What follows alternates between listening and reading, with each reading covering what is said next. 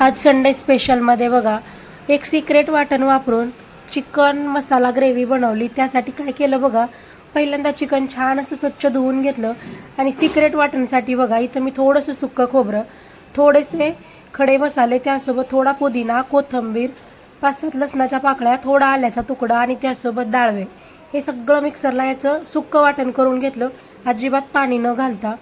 आणि आपण आळणी चिकन जसं शिजवतो त्या आळणी चिकनमध्ये सुद्धा हे वाटण घालून छान आळणी चिकन शिजवून घेतलं। ते वाटण घालून आळणी चिकन शिजवल्यामुळे काय होतं बघा, त्याचं जे सूप आहे ते मस्त असं टेस्टी लागतं बघा। तर मस्त आळणी सूप मुलांना दिलं बघा पिण्यासाठी। आणि हे वाटण घालून बनवलेलं जे आळणी सूप आहे ते खरंच खूप टेस्टी लागतं, तुम्ही सुद्धा एकदा नक्की ट्राय करून बघा।